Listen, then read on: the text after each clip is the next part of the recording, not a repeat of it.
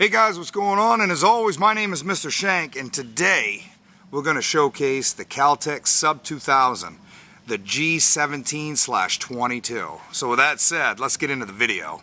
We have a really special video. Okay guys, so what we got here is we got the Kel-Tech Sub-2000. Now this one here is the G17/22, which means it's made to take and receive the Glock mags.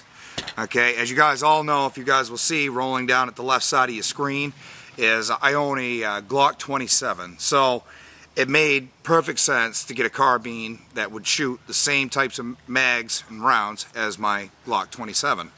So this gun is really fun to shoot, wildly accurate, and you know, accuracy kind of falls on my shoulders because I'm learning how to be more accurate.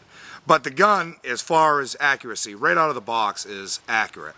When I got the gun, we ended up going to H&F Firearms, is where I purchased the gun, and we went out, did a bunch of test shots with it, and the thing was wildly accurate. Now, in today's video, I want to show distance and the power. So I opted out, I went to go get 2 hardwood targets, and I painted them black so we could see it. But I just wanted to show you a few of the features without rambling. First of all, this is the Gen 2 model, and on the Gen 2 model they give you both the lower and the upper Picatinny rail, and as you can see up front here I just put on some crappy little light, but I just wanted to show you, that you can put anything you want on there as long as it will attach to a Picatinny rail. So yet again, just some stupid little light on the front, but you could put, if you wanted to, you could put a laser, foregrip, you could do flashlight, things of that nature. And on the upper part, obviously you can put optics. The only downfall that I can see is that the front sight is so tall. Now that doesn't mean you can't take it off and just go strictly optic. But here I have no optic, so I have to use the peep sight, and that's what they give you on this, is they give you a peep sight. And I kind of like using the peep sight, but the downfall is you have to get risers, something that if you do get an optic, it will be taller than your front sight. So as of right now, I'm not going to bother with it. The other feature that they give you is it's a threaded barrel already at the front. So if you take the thread protector off, you can see that it will already accept a suppressor, and that's the way you buy it. You know what I mean? I didn't take it down to a machine shop and have them thread it for me. And they also, when you buy one of these, they give you the black thread protector, and HF Firearms gave me, this and a brushed aluminum look. So, and I like it. It kind of throws off the color a little bit. I like it. Okay, so moving on. Here's your charging handle. Okay, this is, from what I was told, this is all a blowback system. So there's 2 big hunks of metal in here. Okay, so if you took this pin out in the rear, the part that we'll show you shortly about the barrel, this part would actually come off, and there's a big spring in there, and you take out the whole system, and that way you can clean everything inside there. But on the, I don't know if the Gen 1 has it, but I know on the Gen 2, there's this pin right here, okay? Now, if you pop this pin out, you can adjust your stock back and forward. And, I don't know, I mean, it's a cool design, but it seems kind of a little bit more than what I would want. Like on the ARs, you just squeeze the handle, slide it in and out, and adjust it, for the distance of your arm. I think, in hindsight, it would have been a better thing to have instead of this pin system where you got to pop the pin out. You got to make sure that this backing right here doesn't blow off along with the spring. So I mean, there's a couple of pros and cons with it that I've noticed so far using it. But basically, pull it back, twist it up, and it locks the it locks the charging handle open, which the breech is now open, and you've got the charging handle. It's all metal. Even back here onto the stock is all metal.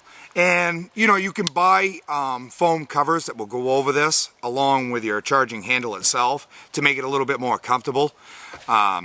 So yeah, I mean, there's a couple of little features, and you know, so it's not such a biased thing. You know, I can see where it's really cool to, you know, there's some things that they may have to take back to the drawing board. Yet again, this is one of the big sellers I've been told about this rifle, which makes this rifle really unique. And actually, there is a lot of people out there purchasing these types of rifles. Is right here, okay, underneath on your trigger guard, you push down, okay, you can see right there, and the whole barrel comes back up, locks. And it's actually wonderful, because if you were out and let's say you were hunting, okay, backpack, or however you guys may go out, go hunting and carry your equipment, this is actually, and I just so happen to have a backpack to try it out, and you can basically slap it right into your backpack, okay, just like that, zip it up. Now just imagine, you know, you've got your buck call, or oh, you know, your deer scent, or maybe some extra clothes in case you get wet, you know, and it can all be put right in there, you know what I mean? So concealing, it works out awesome, works very, very cool. And then you just pull it out, and then right out back here, okay, this is how you release it, so you can draw the whole barrel back, and then bang, you're right back in action. You know what I mean? It's a wonderful little carbine, and like I said, it's made for 40 caliber handgun rounds, and it's a wonderful little gun. What we're going to start off with is I got two different mags, okay? One is loaded up with the Interceptor, the other has 3 rounds of the 165 PMCs, and then it's also got 3 rounds of the 185 Federal. So I figured, you know what we could do is, let's just make sure. Okay, we got the PMCs at the top. So we got 3 165s that we're going to start with. Alright, so let's get the camera spun around. Let's get so you guys can see those targets up there. And let's do a little bit of shooting. Alright guys, so now what we're going to do is I want to show you the versatility of having a handgun carbine. I think that's what it's called. Put down in the descriptions if I'm not saying that right. But this is, like I said, this is chambered for the 40 caliber along with my Glock 27. Okay, so I want to show you how you can switch from the Kel-Tech Sub-2000 to the Glock 27. And the only thing though is that my Glock 27, the magazines that are designed for this is the 9-round magazines, where the Kel-Tech comes with a 15 round. Now you can't use your 9-round magazine to put into the Kel-Tech. It's just not long enough. It won't reach all the way up. So let's get into showcasing this. Okay guys, so here we are. Now let's jack in. This is our Interceptors, okay, and we'll get that right in there. Okay, now we got our mag in, and the first shot we're going to take is on the left side, that wooden target on the left side, or you know, piece of firewood on the left side. Okay, let's get a shell put in. Okay, we're hot, guns off safety. Let's get our ears on, and let's see what happens. We use one of these Interceptors, 107 grain. Let's see what kind of damage we can make with that. So here we go. Ooh, I think I'm shooting too low. Yeah, missed it again. I don't know if I'm hitting it. I think I'm missing it. Let's see. There we go. We tagged it. Okay. We took a few more shots than we really wanted to, but let's clear the gun. Okay. As you guys can see, the bullet fell out. Okay. Gun is safe. There's nothing else in it. Put it on safe. Okay. Now, oops. So I don't have to holler at you guys. Let's do, okay, this is going to be the 165 grain, okay? PMCs. And I noticed when I jacked in the interceptors, it seemed to have jammed. So we'll have to see why that is. But let's do the right side wooden target and take a shot at that and see what kind of devastation we can get. Okay. The weapon is now hot. Here we go. Okay. Right side target. Full metal jacket. 165. Oh. Okay. Well, that's what we'll take right there. Okay. Let's clear the weapon. Okay. You guys see the round fell out. There's now no brass. And this, yet again, as far as safety goes, let me take these off because I know I'm screaming at you. As far as safety goes, this is the other part that I was talking about, is when we were talking about flipping it up. It's like, right now, if you look down there, okay, here's the barrel. All right, as you guys can see, there's no round in that barrel whatsoever, okay? And we took the mag out, and I mean, you'd be able to see bullets right here if that was the case. But it just gives you another level of security, you know, and safety. So I think what we ought to do is we ought to take a walk down there and we'll see what kind of devastation these 3 rounds did. Okay, so here we go. Let's get the gun hot. Okay. Now we're going to do 5 shots with a Kel-Tech. We're going to do 5 shots with a Glock 27. Okay, just so you guys can see the targets. Targets are down range, so let's put 5 down range with the Kel-Tech. 1, 2, 3, 4, 5. Okay, there's 5 rounds, okay? So, let's take it out. Bango. Let's clear it, okay? As you guys can see, there's the bullet. Now, that's the 5th bullet, okay? And the Kel-Tech is now clear. So let's put that down. Let's get our 5th bullet in here. So, okay, as you guys can see, there's 5. All right. The Glock 27. Now it's the same mag that was in the Kel-Tech. All right. Handgun is now hot. Let's put 5 down range.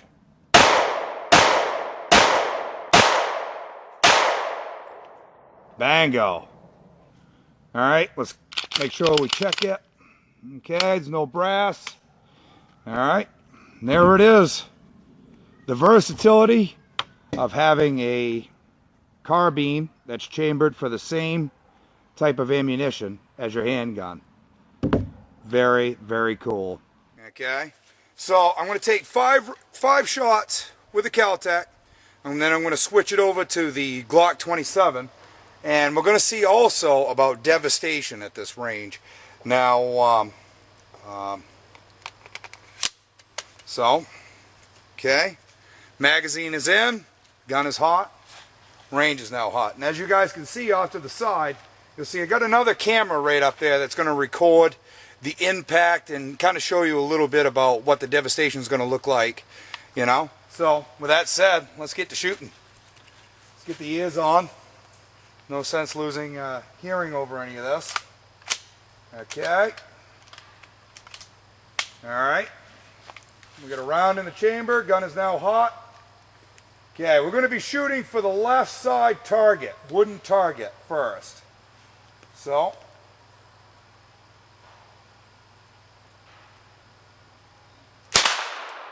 nice, good solid hit. Okay, right side target, wooden target. Nice solid hit. Okay, now the 2 spinning targets. Now they're pretty close, so we'll see what kind of devastation we can make. Gonna shoot for the lower circle.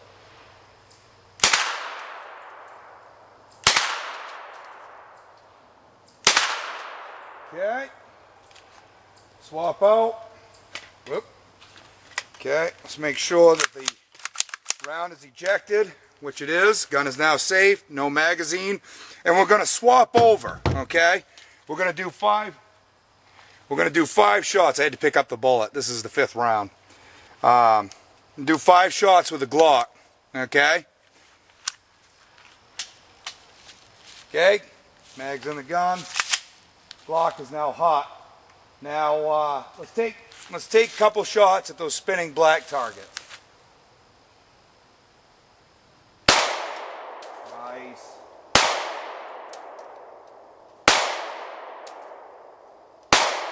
Yeah. Okay. Now we got one still in the weapon. So let's finish it off. Now let's see. Let's go for those spinning targets one more time. Nice.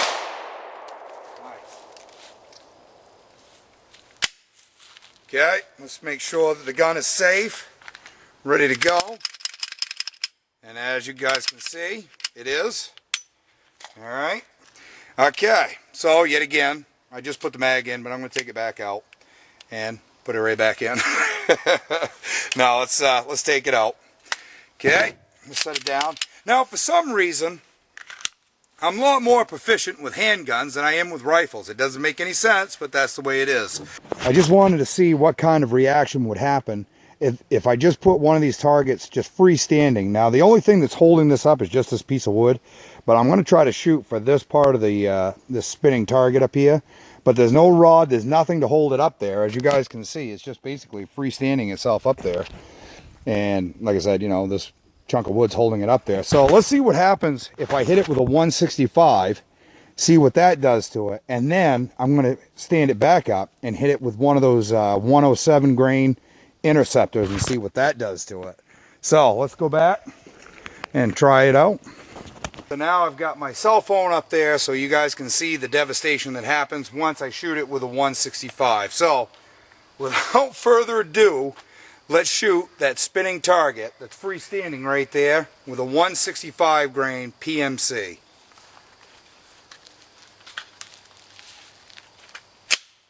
Weapon's hot, range is hot, off safe.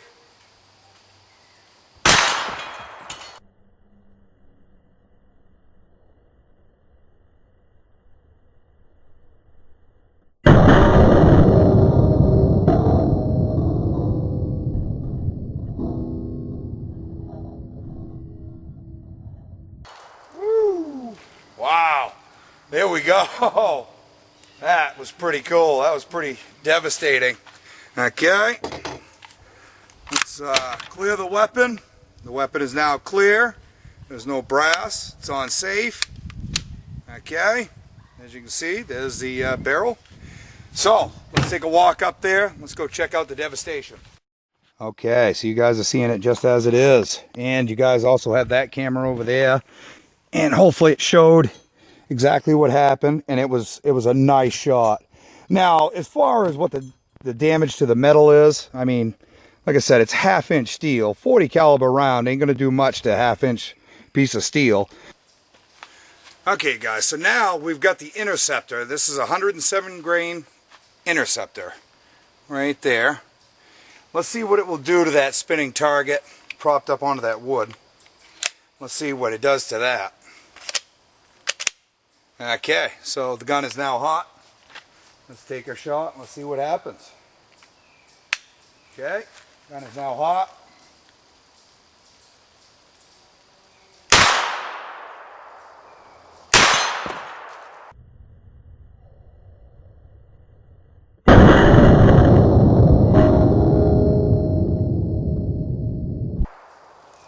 Oh, now it knocked it off of there. It wasn't as impressive as the 165, but it did knock it right off of there.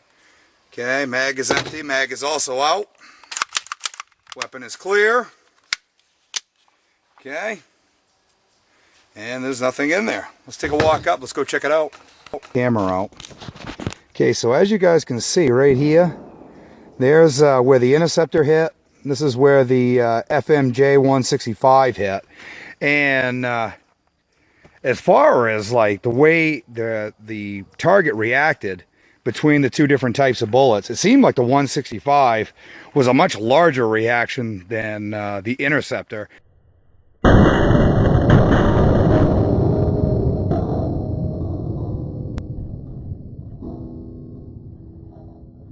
And I don't know if you guys have ever used one of these interceptors, but they're very lightweight. They're I think they're oh, what do you call them? A synthetic kind of bullet, I guess. I'll have to read up on the specs a little bit more, but they're very lightweight, and which makes them incredibly fast, and they're fluted. And so anyway, I figured I just wanted to show off what each type of bullet actually does when it strikes a solid object. So, and yet again, that's 1/2 inch. I don't know if you guys can see it, but that's 1/2 inch steel. And these were donated to me by Forrest. And so yeah, all right, well, that's pretty cool. Okay guys, so that's pretty much going to do it for me today, and hopefully you guys really enjoyed this video. I really enjoyed making the video. I love going out and go shooting every once in a while, you know, it's really fun. And as you guys can see throughout the video, I need a little bit more practice just to bone up on that accuracy. Also, make sure you guys, if you guys really did enjoy the video, make sure you guys go down and hit that like button. Also subscribe if you want to keep up to date with all the new videos that I'll be putting out. You can also follow me on Facebook, Instagram, and Twitter, and you can find those at Mr. Shank 335.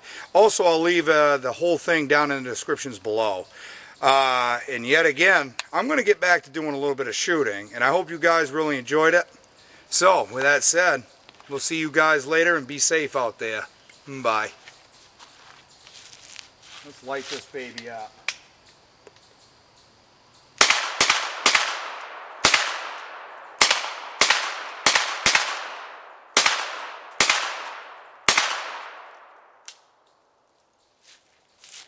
Click. And that's when you know the world is right. See you guys later.